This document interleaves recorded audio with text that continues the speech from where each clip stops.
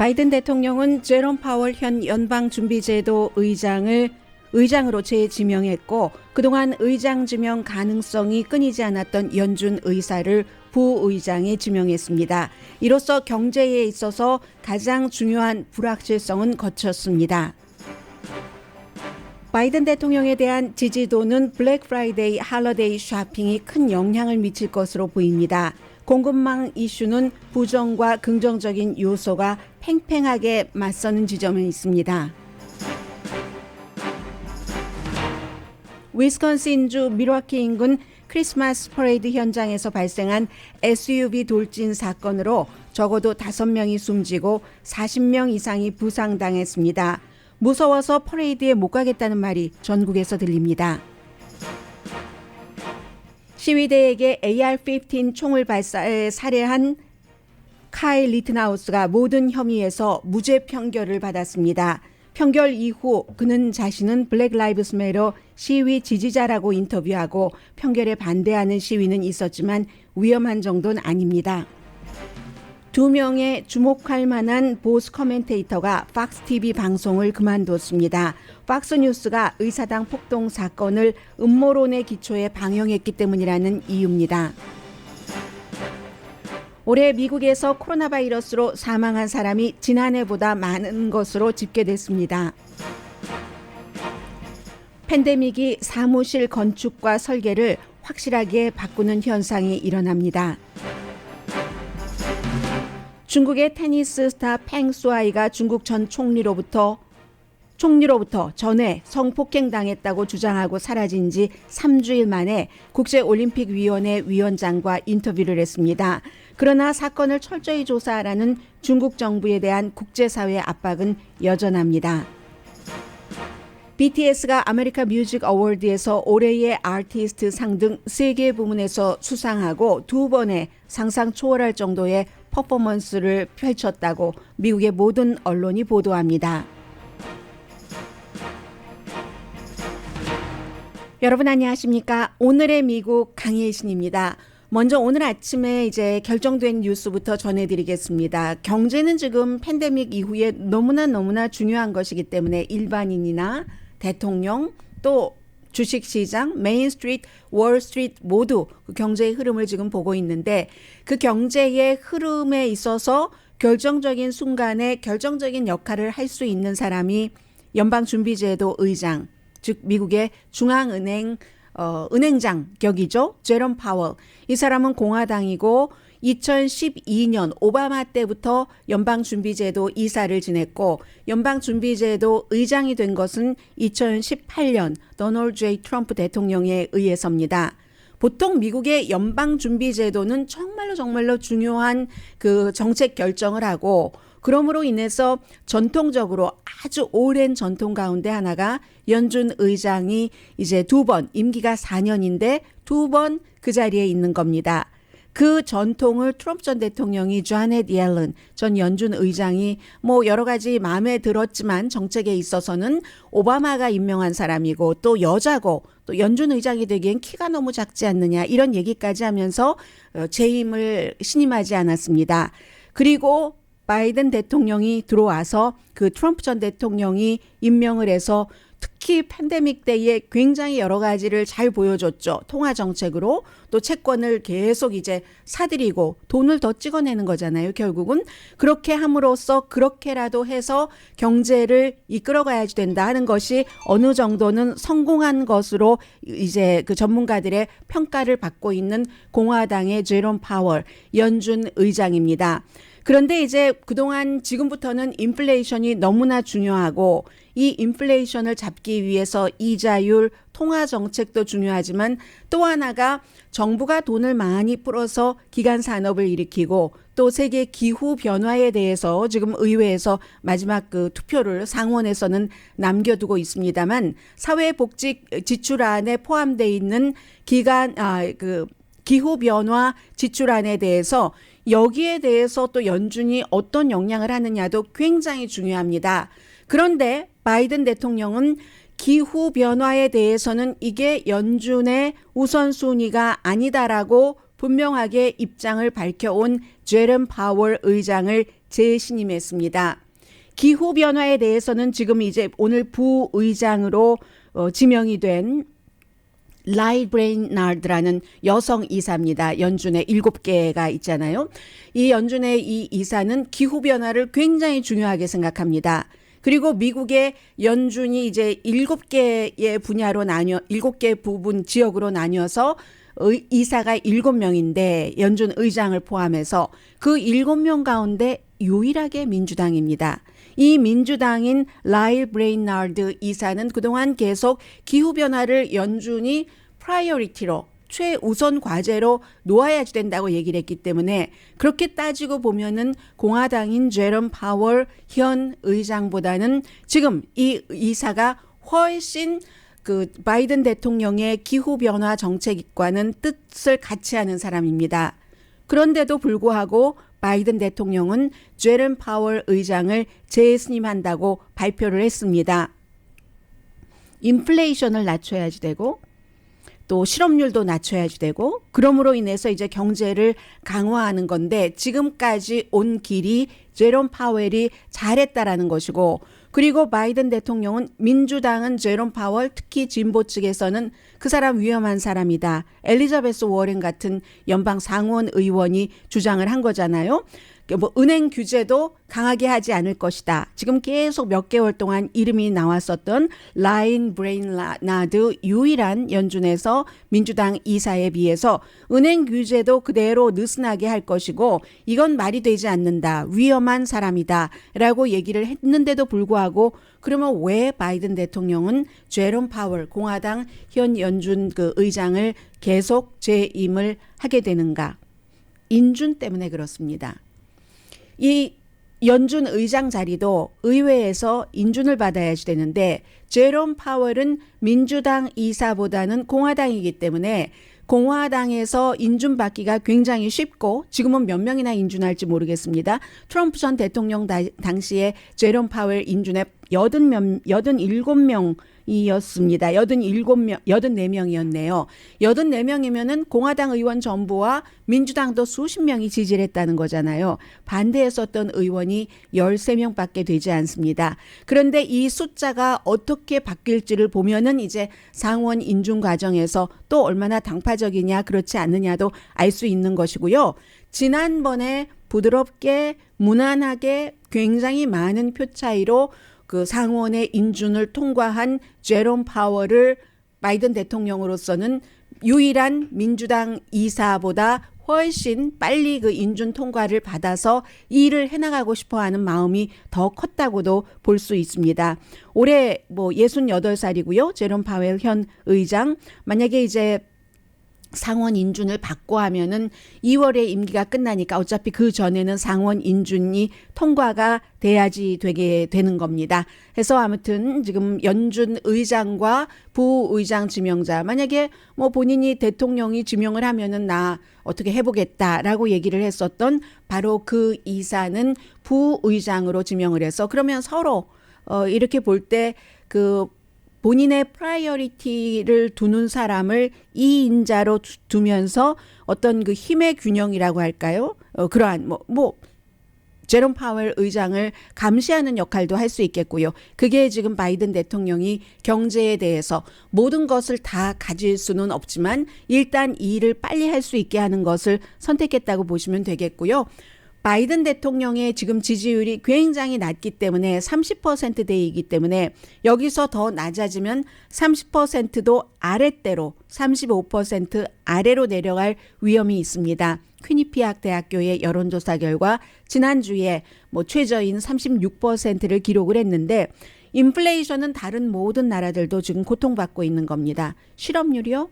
미국이 다른 선진국에 비해서 실업률이 괜찮은 편입니다. 낮은 편입니다. 그럼에도 불구하고 지금 이제 공화당 측에서는 할러데이 쇼핑 이 기록만 보자. 이게 잘못되면은 계속 이제 그 바이든 대통령이 정책을 잘못했기 때문에 미국의 경제가 엉망진창이 돼간다고 이제 몰이를 하고 그 몰이로 내년에 연방 그 하원과 상원에서 다수당이 되겠다는 목표입니다. 하원에서는 5석만 가져오면 되고 상원에서는 1석만 더 가져오면은 다수당이 될 수 있는 공화당입니다. 할러데이 쇼핑이 이제 미국의 전체적인 그 쇼핑 이런 것을 주도를 하고 있기 때문에 결국은 경제 성장을 주도한다는 얘기인데 지금 인플레이션이 너무나도 높기 때문에 뭐 31년 만에 최고의 인플레이션 물가 상승률이 그 정도 되기 때문에 어쩌면 그 인플레이션까지 감안을 하면은 이 할러데이 기간 동안 쇼핑 액수가 늘어나도 인플레이션이 너무 크기 때문에 이렇게 저렇게 계산을 하면은 할러데이 쇼핑이 0.5%에서 최고 1.8%까지 지난해 같은 기간에 비해서 줄어들 수도 있다. 이게 또 지금 나오고 있는 예측이거든요. 그러면 4분기의 성장률도 낮아질 수 있다는 겁니다. 지금 공화당에선 이것을 바라는 것이고 지금 민주당에서는 이것을 막아보기 위해서 최선을 다하는 대통령도 살리고 우리 당도 살리자 하는 게 지금 미국의 정치적인 이런 어떤 그 충돌의 그 핵심적인 그런 부분이고요. 그렇게 볼 때는 지금 뭐 공급은 어떻게 되느냐 여러 가지 문제가 있죠. 오늘 뭐 악시오스 등 여러 언론이 보도한 것을 보니까 쉬핑, 제조, 소매업계 이런 데의 간부들은 내년까지는 노멀을 기대하지 않는다. 아주 그냥 부드러운 팬데믹 이전의 쉬핑, 물류, 제조, 뭐 소매업소에서 물건을 딱 제때제때 받고 또는 받는 것 이상으로 더 이렇게 재고를 쌓아놓을 수 있는 것 중요한 재고는 이것을 내년까지는 기대하지 않는다는 겁니다. 그리고 또 이 모든 것에는 코비드가 있기 때문에 코비드 19이 확실하게 잡히지 않으면 화물선이요 뭐 연기되는 거 계속 이어질 것이다라고 보고 있는데 긍정적인 부분도 있습니다. 지금 한국에서는 코로나 바이러스 그 새로운 확진자 케이스가 굉장히 그 많이 늘어나고 있는데 뭐 하루 3,000명 이상이 되고 있는데 미국은 뭐 몇만 명이 거의 10만 명 이제 이르고 있지만요. 그렇게 되고 있는데 거기서 이제 아시아의 코비드 관련 그 공장 그리고 이제 셧다운했었던 이런 것들 항구 제한 같은 것들이 그나마 조금씩 풀리고 있다는 얘기입니다. 그리고 미국의 주요 업소는 일부에서는 이미 그 스탁을 갖고 있다는 거예요. 뭐 월마트, 타겟 이런 업소들은 본인들이 직접 뭐 전세 배를 만들어서 준비할 것은 준비를 했다는 것이고 그렇게 되니까 또 부분적으로는 그 해양 수송 비용이 조금 내려가기도 하고 이러한 것은 긍정적인데 정말 중요한 문제는 거듭 말씀드리지만 미국의 트럭과 항구의 노동력이 부족하기 때문이다. 이 문제를 지금 어떻게 푸느냐. 여기에 기간산업안은 이미 법적으로 통과됐기 때문에 곧 집행될 텐데 항구의 이런 적체 현상을 줄이는 연방정부 차원의 지원도 있을 것으로 예상이 됩니다. 그렇지 않으면 인플레이션을 잡기가 굉장히 어렵고요. 그리고 또 하나 상상해 볼 수 있는 것은 지금 뭐 이번 주 목요일이 땡스기빙 데이인데 땡스기빙 데이 끝나고 그 크리스마스 데이까지 할러데이 쇼핑 같은 것 그때는 물론 그 판매가 늘어나겠죠. 그러나 이제 또 그 할러데이 쇼핑 시즌이 지나고 나면은 수요는 줄어들고 어떻게 보면은요. 수요가 줄어드는 게 굿뉴스일 수 있죠. 왜냐하면 어떤 그 항구가 재기능 쪽으로 가니까 지금 공급이 수요를 당하지 못하는데 이게 저절로 어느 정도는 조금 풀어질 수도 있는 것이고 해서 노조 협상도 아주 중요합니다. 내년 여름에 그 서부 항구의 노조 협상이 있는데 그런 것 그리고 또 기후변화에 관련해서 미국이 세계에 서약을 한 이산화탄소 양 줄이기 이것과 해양 물류와의 관계 쉬핑 컨테이너가 부족한 것 이 정도를 이게 풀려진다면 기간 산업안 등으로 그렇다면은 그 바이든 대통령이나 민주당의 새로운 숨이 들어가고 바이든이나 민주당에게 새로운 숨이 들어간다는 것은 지금 이 현재에 있어서는 경제가 올바른 방향으로 가고 괜찮아진다 하는 것이고 공화당은 경제가 괜찮지 않기를 바라면서 괜찮지 않음으로 인해서 본인들이 권력을 장악하기를 바라는 것. 이것은 공화당을 탓할 일이 아니라 정치의 생태계가 정치의 생리가 그런 것이죠. 그래서 그 가운데서 하나의 불확실성은 제거했습니다. 오늘 제롬 파월 연방준비제도 의장을 4년 재임하는데 지명을 했습니다.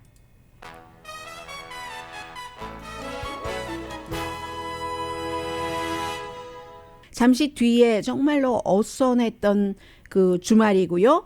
또 하나는 그 역사를 이렇게 가져갈 것인가와 그렇게 가져가면 안 된다의 싸움이 팍스 뉴스 내부에서 일어났습니다. 잠시 뒤에 전해드립니다. 라디오 서울 방송 오늘의 미국 듣고 계십니다. 이 밀와키 인근의 인구가 뭐 한 7만 2천 명 정도 된다는 워크샤, 밀와키에서 그 서쪽으로 한 20마일 떨어진 곳에 있답니다. 이곳에서 매년 그 땡스기빙 데이 바로 전에 일요일이 되면은 크리스마스 퍼레이드를 합니다. 뭐 지금까지 거의 뭐 50년 조금 넘게 한 것으로 전해지고 있는데, 이 크리스마스 퍼레이드를 일요일에 하고 있는데 갑자기 4시 30분경에 빨간색 SUV가 그 퍼레이드 안으로 진입을 한 겁니다. 퍼레이드에 여러분들께서 많이 가보셔서 아시겠지만 퍼레이드 하면은 어린이들도 가고 나이 드신 분들도 가고 참관인 구경하는 분들뿐만이 아니라 마칭 밴드도 있고 또 뭐 많이 있지 않겠어요? 퍼레이드 하는 그 어린이 밴드들이. 그래서 이 SUV가 갑자기 그 돌진을 해서 의도적으로, 그래서 5명이 숨지고 40명이 적어도 부상을 당했는데, 춤추던 어린이들, 댄싱 하는 그 그룹의 어린이들, 마칭 밴드의 어린이들, 또 그 댄싱 그 그룹의 할머니들, 이런 분들이 병원에 가신 겁니다. 다쳐서요. 체포는 됐습니다. 체포는 됐는데 지금 그 밀와키 경찰이 아주 자세하게 다 말하고 있지는 않지만 발표된 내용을 보면은 이 자동차로 돌진한 것 이외에도 나머지는 또 다른 무기로 사람들에게 그 피해를 주려고 했다 하는 것 정도가 지금 나오고 있거든요. 그리고 이 모든 일들이 전부 사람들이 휴대폰을 갖고 있잖아요. 라이브 스트리밍, 심지어 용의자가 현장에서 체포되는 그 장면까지도 라이브 스트리밍으로 전부 그 중계가 된 거나 마찬가지죠. 사람들의, 일반 개인, 시민 기자들에 의해서. 그리고 이제 경찰은 딱 그 SUV가 마칭 밴드 쪽으로 그냥 돌진을 하니까 당연히 멈추게 하기 위해서 총을 쐈고, 경관이 발사한 총으로 다친 사람은 없다는 것이고, 그런데 그 비디오가 굉장히 많이 나왔는데요. 저는 가장 정말 심각하네 하는 비디오는 산타 모자를 쓴 아이들 막 그 뛰어가고 하는 모습. 중요한 것은 일단 용의자가 체포됐다는 것. 다른 공격 계획은 성공하지 못했다는 것. 그럼 두 번째는 항상 미국에서 911 사태가 발생한 이후에는 이게 테러인가 아닌가를 생각을 합니다. 현재로서는 뭐 테러 가능성은 거의 그 없는 것으로 보고요. 올해의 바로 이 크리스마스 퍼레이드의 주제가 편안함과 기쁨, comfort and joy 였습니다. comfort and joy가 이렇게 흉악한 일로 끝나고 말았습니다. 그리고 이제 금요일 오후에 이 카일 리튼하우스라는 위스콘신주, 역시 위스콘신주 크노샤에서 블랙 라이브스 매터 시위를 하는 다른 사람에게 AR-15 총을 발사해서 2사람, 무장하지 않은 사람 숨지고 1사람 다쳤습니다. 그 리튼하우스가 5개 혐의에 대해서 뭐 살해 혐의 몇 개를 포함해서요, 전부 무죄 판결을 받았습니다. 결국 위스콘신주의 그 배심원들은 전부 AR-15을 17살밖에 되지 않았기 때문에 살 수도 없고 가지고 다닐 수도 없었던 청년이 본인이 다른 그 무장하지 않은 사람이라 할지라도 내 총을 뺏어서 나에게 공격을 하려고 했다라고 생각을 하고 두려움을 느끼고 방어를 한 것이다. 자기 방어다. 이건 완전한 디펜스다 하는 것을 인정을 한 겁니다. 물론 배심원 판결은 배심원들이 그냥 하는 것은 아니고 배심원들은 일반 사람이기 때문에 판사의 가이드라인, 법원의 가이드라인에 따라서 하고, 그 법원 판사의 가이드라인은 다분히 그 지역의 총기에 관한 어떤 것과 연관이 있습니다. 이번에 이 총에 맞아서 숨진 사람 또 다친 사람은 모두 백인입니다. 백인이기 때문에 구태여 어떤 사람들은 인종차별을 말하지 않기도 하고, 어떤 사람들은 그럼에도 불구하고 이 AR-15을 흑인 청소년이 17살 때 남시켜서 사라고 해서 갖고 다른 사람을 살해했다면 이게 무죄가 될 수 있겠느냐라고 시스템적인 인종차별이라는 게 여기도 들어가 있을 수 있다라고 주장하고 있는 사람도 있습니다. 그런데 공통적으로 이쪽이나 저쪽이나 상식적으로 17살이 AR-15 총을 불법으로 가지고 다니면서 사람을 살해했고 살해당한 사람은 총을 갖고 있지 않았고 그럼에도 불구하고 총 가진 사람들이 내가 위협을 느껴서 총을 갖지 않은 사람으로부터 반자동 총이었는데도 불구하고 내가 가진 총이 위협을 느껴서 나는 저 사람들을 쏴서 죽였다 하는 것에 보호를 받을 수 있다는 전례를 남긴 겁니다. 이 판결이 있고 나서 팍스의 터커 칼슨 리튼하우스 인터뷰했고요. 인터뷰를 하고 나서는 리튼하우스가 또 사람들에게 얘기하는데 나는 블랙 라이브스 매터 시위 지지자다. 나는 인종차별주의자가 아니다라고 얘기를 하고 이 재판 과정에서 팍스의 팀들에게는 어떤 페이버를 준 겁니다. 법정에서건 변호팀이건 다 못 가게 하고 심지어 무슨 MSNBC의 기자들은 그 법정 출입 금지를 했습니다. 판사가. 왜냐하면 배심원 버스를 따라갔다고. 그런데 팍스의 그 기자들은 전부 그 안에서 모든 것을 다 촬영을 하고 해서 터커 칼슨의 이 리튼하우스가 출연을 했을 때 이 리튼하우스 입장에서 총기 소지 자유와 뭐 이런 여러 가지를 많이 얘기를 했고 그러한 것들이 지금 또다시 그 논의가 되고 있고요. 또 변호인들도 우리도 그 팍스의 터커 칼슨 크루가 와서 취재하는 것을 허용하지 않았다. 허용하지 않았으면 어떻게 취재가 됐겠습니까? 하면서 내가 컨트롤하려고 했는데 그 부분에 있어서는 보수가 아니기 때문에 못했다라고 얘기를 하고 터커 칼슨 쇼에 출연을 하고 이런 여러 가지에 대해서는 리튼하우스 변호사 비용이 굉장히 많이 들었기 때문에 그 변호 비용을 벌기 위해서 뭐 프로그램에 출연도 하고 했다 하는 겁니다. 그것 이외에도 이 리튼하우스를 지지하는 전국 각지에서 모금이 기금이 엄청나게 지금 많이 모아졌고 이 리튼하우스라는 무죄 판결을 받은 지금 18살 청년은 어떠한 그 총기 소지 자유의 선구자처럼 그런 형태로 지금 이제 본인이 원했건 원하지 않았건 그 형태의 자리로 가고 있고 일반인들은 총과 거리가 먼 사람들은 이거 뭐지 하는 생각을 하기가 굉장히 쉬운데 법에 따른 판결이었다. 그 바이든 대통령도 배심원 제도가 있어서 그 배심원들이 내린 판결을 존중해야 되지만 그 판결 결과에 대해서는 나를 포함해서 많은 사람들이 고통스러울 것이다 라는 얘기도 미국의 지도자 그 바이든 대통령은 했습니다. 바이든 대통령은 캠페인을 한 당시에는 블랙 라이브스 매터 시위대를 진압하려고 하는 이 청년의 경우 자경단이었잖아요. 위스콘신에 살지도 않으면서 이런 그 블랙 라이브스 매터 시위대에 반대되는 그 움직임을 하는 쪽은 또 실제로 그 우파 내지는 그 백인 우월주의자들이 많았고 바이든 대통령이 후보였을 당시 리튼하우스 이 청년 이제 무죄로 완전히 그냥 뭐 용의자도 아닌 청년이 돼버린 이 청년에 대해서 바이든 당시 후보는 백인 우월주의자라고 불렀었습니다. 그렇지만 지금 그 대통령의 입장으로서는 배심원 판결을 아파도 존중해야 된다.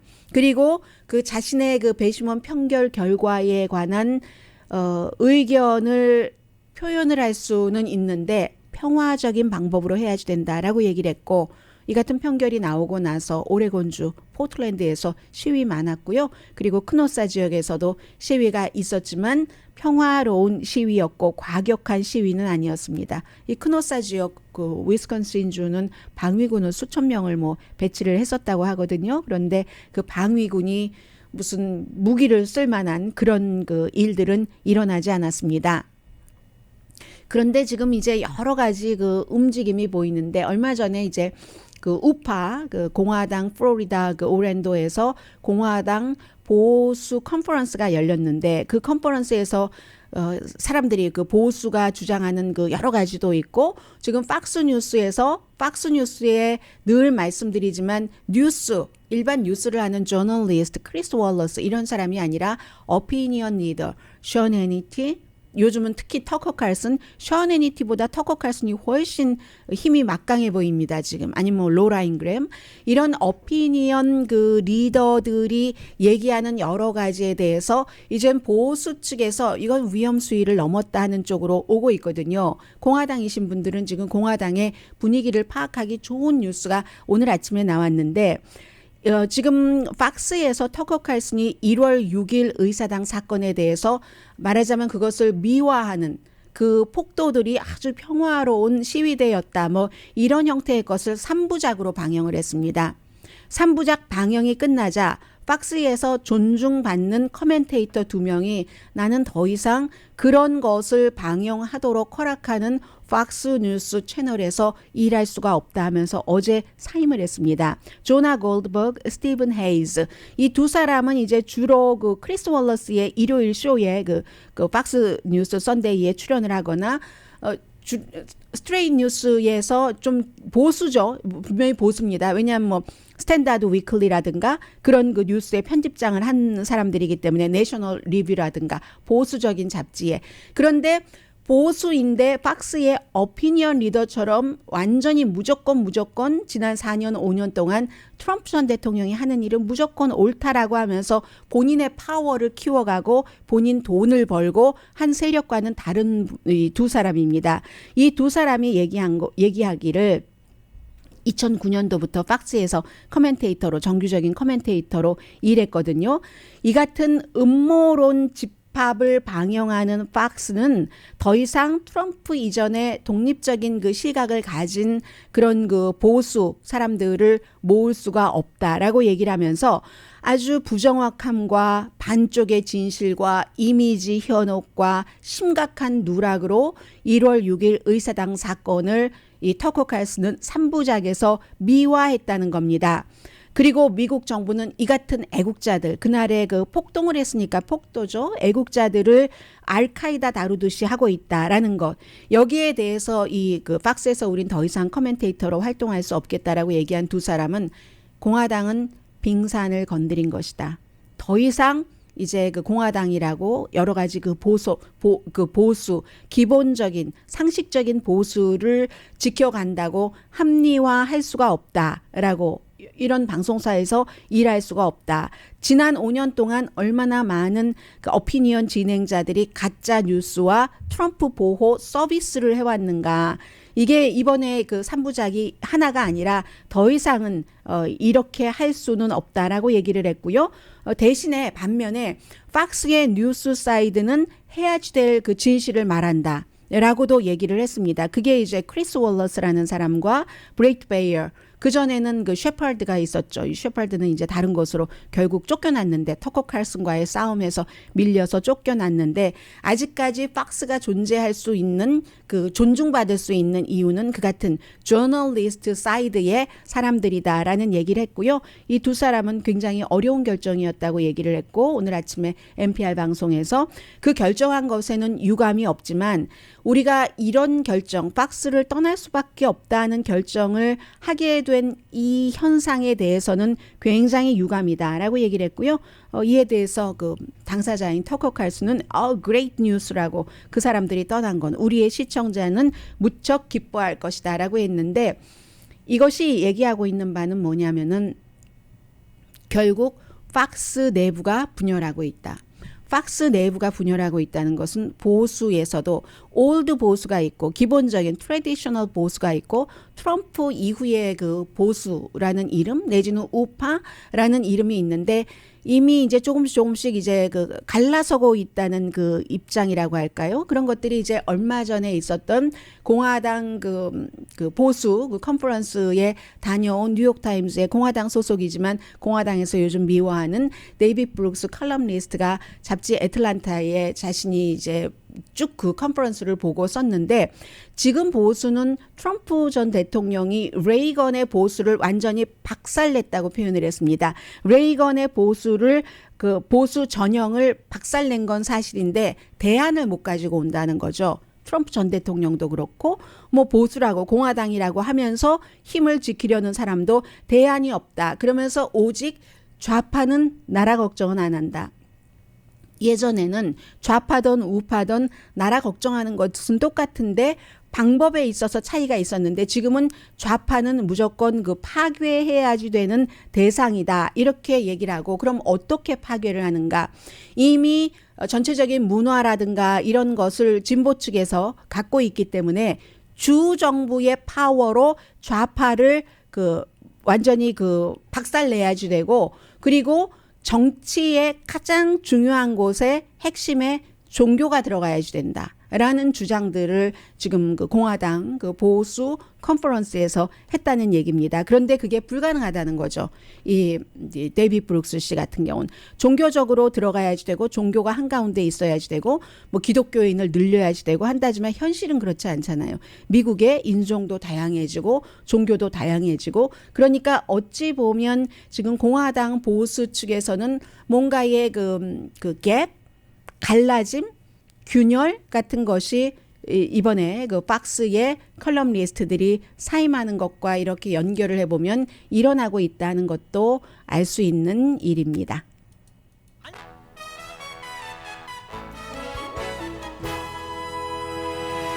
라디오 서울 방송 오늘의 미국 듣고 계십니다.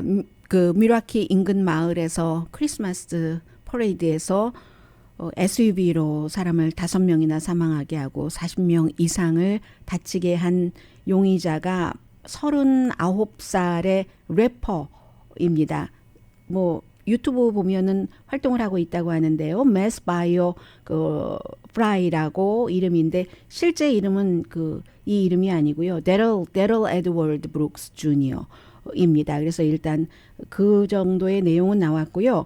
전에도 살상 무기는 아니고 위험한 무기를 불법으로 소지하고 있었던 그런 케이스로 체포가 된 적이 있었네요. 2개의 혐의를 지금 그 형사법 위반 혐의를 갖고 있고요. 2020년 7월 달에 이 무기 소지와 관련해서 현재로 용의자에 대해서는 그 정도 나왔습니다.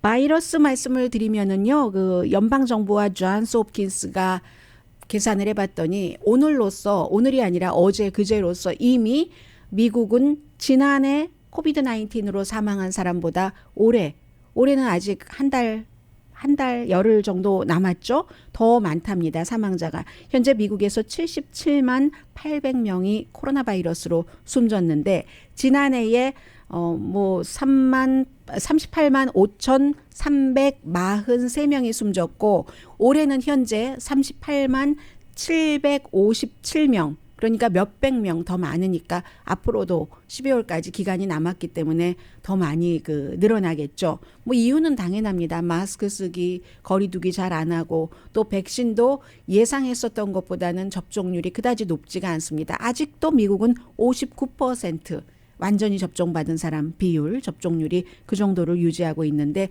그 사이에 이제 올해 왜 이렇게 많이 그랬는가 하면은 델타 바이러스 침투율이 굉장했고 돌파 감염도 많이 됐었고요. 미시건주는 지금 지난 2주일 동안 병원 입원율이 46%가 올랐답니다. 그리고 플로리다주의 경우는 중요하죠. 이 디즈니의 이런 조치가 플로리다 놀이공원에서 이제 백신 접종 의무화를 하는데 이것은 주정부가 백신 접종 의무화에 반대한다고 주지사가 법에 지난 주말에 서명을 했죠. 서명을 했는데도 불구하고 그 서명한 이후에도 이 플로리다주의 그 디즈니 공원은 이 사람들은 안전을 먼저 생각을 하는 거죠. 정치적인 판단이 아니라. 왜냐하면 그 안전이라는 것이 디즈니의 브랜드네임도 있고 그리고 뭐가 잘못돼서 소송이 들어오면 회사는 너무너무 큰 타격이기 때문에 하는 거잖아요. 그래서 주정부의 정책과는 반대로 백신 접종 의무화 직원들 이런 것 하게 하는 거고요. 지금 전체적으로는 나오는 얘기를 보면은 존스 홉킨스나 연방 정부에서 발표하기를 백신 접종 때문에 그나마 1월에부터 5월까지 14만 명의 생명을 구했다. 그 이후에는 더 구했겠죠. 델타 변이 바이러스가 있었기 때문에. 또 하나는 추수감사절에 타겟이 문 닫는데요. 여러분들 헛땅치지 마세요. 어떤 때는 추수감사절에 무엇 해놓고 이것 해놓고 저것 해놓고 편안하게 사람 없을 때 좀 생활 필수품을 사놔야지 되겠네 하는 쇼핑객들도 계시는데 올해뿐만이 아니라 앞으로 영원히 추수감사절에는 이 타겟이 문을 열지 않는답니다. 새로운 표준을 정하는 거죠. 물론 커스코라든가 아니면 노스룸 같은 데는 할러데이 때 문 안 여는 전통이 오래됐잖아요. 그 전통을 이제 그 타겟도 이어가겠다 하는 것이고, 추수감사절이 사실 뭐 매상이 많은 날은 아니에요. 왜냐하면 뭐 조금 늦게 오픈을 하잖아요. 이날은 뭐 가족들과 함께 보내고 나서 늦게 쇼핑하십시오 하는 건데, 대신에 이제 온라인 쇼핑 날이기도 하죠. 목요일입니다. 자, 이것도 코로나 바이러스 이후에 달라진 건데, 하이브리드, 무슨 뭐 리모트 워크, 재택근무 같은 것이 보편화되면서 사무실을요, 현재 사무실을 새롭게 이사가지 않고 개조할 때도 굉장히 달라진다는 겁니다. 이거는 변화할 수 없는 추세인 거예요. 사무실을 각자 개인이 각자 맡은 일을 일하는 공간에서 협력하는 공간으로 변해간다는 얘기입니다. 왜냐하면 재택근무가 많으니까 미팅룸, 또 오픈 스페이스, 카페처럼 바리타스까지 두고요. 커피 막 전문적으로 근사하게 만들어주시는 그런 분들까지 두고, 그 원래 개인이 갖고 있었던 그 사무실을 터서 그런 공간으로 개조를 하는 게 많이, 그렇기 때문에 지금까지 사무실 하면 뭐 직위 이런 것에 따라서 배당이 됐는데, 그게 그래서 어디에서 일하고 뭐 이러는데, 그게 아니라 이제는 그냥 일은 재택근무하는 사람들도 굉장히 많으니까 그 있는 동안에 서로 에브리데이 모든 사람들이 다 나오는 게 아니니까 모든 사람이 다 나와서 뭔가를 해결해야지 될 때 미팅룸 같은 것을 제대로 만들어주고, 뭐 60%의 회사가 숫자로 보면은요, 디자인을 다시 한다는 겁니다. 팬데믹 이후에. 어디서 만들어낸 거냐면 미국에서 가장 큰 상업용 부동산 회사 CBRE, LA 다운타운에 본사가 있습니다. 가 쭉 조사를 해봤더니 그렇대요. 25%는 개인 사무실을 완전히 없앤답니다. 다운사이징 아무튼 하는 거죠. 해서 개인 그 사무실이 있다 하더라도 149 스퀘어 피트 이하로 하고, 대신에 이제 협력, 팀 이벤트 이런 것을 많이 해서, 무슨 뭐 오디토리움을 만드는 회사도 58%, 아웃도어 스페이스를 만드는 회사 31%, 바리스타 커피숍, 회사 커피숍에 두는 회사 69%. 그래도 항상 모든 것엔 예외가 있습니다. 개인 사무실은 완전히 사라지지 않죠. 예를 들어서 투자뱅커, 뭔가 은밀한 자료를 보관해야지 되는, 그건 회사에서도 마찬가지죠. 어떤 무슨 뭐 총무국 아니면 뭐 회계국 이런 곳은, 변호사 사무실도 마찬가지로 마지막 보루인 거죠. 사무실에 있어서는 비디오 미팅이 더 많아지니까 아무튼 이런 일들이 일어나는 거고, 그러니까 미국의 사무실 하면 지금까지는 가족 사진이 막 책상에 그거 없어진다는 얘기. 미래의 오피스는 그런 것 없어지게 한다는 겁니다. 그리고 웬만큼 회사에 자주 나오게 하기 위해서 좀 나이스한 그런 그 스페이스를 만들고, 퍼니처도 조금 나이스하게 하고, 그러니까 지금까지 간부 위주의 어떤 사무실이었다면 이제부터는 간부가 아니라 많은 사람들을 위한 사무실이 미래의 사무실 추세라는 얘기입니다.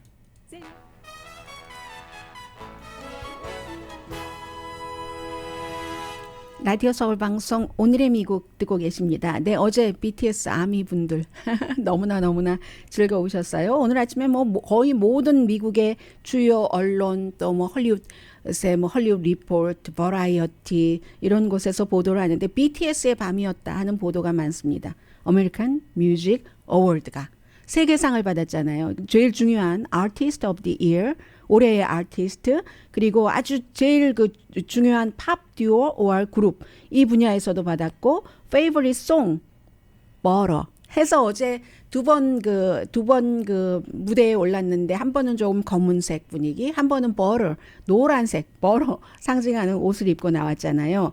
그래서 이 퍼포밍 한 것 자체도 미국 매체에서는 정말 하이 에너지 쇼였다. 심지어는 뭐 그 진행자도 완전히 점프하고 다운하고 점프하고 다운하고 했는데, 할 말을 잃을 정도였는데, 그럼에도 불구하고 아미, 이 팬들을 따라갈 자는 거기에 없더라 하고, 이제 특히 그 뭐 수상 소감을 상세번 받을 때 말할 때 뭐 이렇게 잊었다, 너무너무 좋아서 잊었다라고 얘기를 하고, 누가 얘기를 했었죠? 얘기를 하고, 그리고 그럼에도 불구하고 아미에 대해서 뭐 말을 할 수밖에 없죠. 그 아미가 어제도 뭐 옷들도 다 똑같은 옷 입고 나와서 완전히 그 떠나려가요. 극장이 그 마이크로소프트 시애터가 떠나려갈 그 정도로 돼서 아무리 누가 연예인들이 이렇게 하고 저렇게 하고 이것 하고 저것 하더라도 그 아미와 매치가 도저히 되지 않더라 이런 보도가 굉장히 그 많았고요. 이제 BTS는 말 그대로 이 서구 팝 문화를 재패했습니다.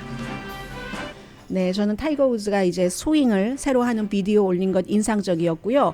그리고 뭐 중국의 뭐 세계 뭐 최대의 그 테니스 선수의 그 팽수아이가 3주일 전에 전 그 부총리가 10년 동안 본인을 성폭행했다는 거 올려주고 몇 분 만에 지워졌지만 사라지고 이렇게 해서 결국은 국제올림픽위원장이 비디오로 인터뷰를 함으로써 나 잘 살아 있습니다. 집에 있습니다. 하는 모습을 보이긴 보였는데 이게 가장 중요한 것은 결국은 중국이라는 공산주의 국가에도 미투 무브먼트가 들어갔고 이번 미투 무브먼트는 뭐 모든 테니스 선수들이 다 지원을 하고 세계가 쳐다보고 있다는 게 달라진 거죠. 강혜신이었습니다.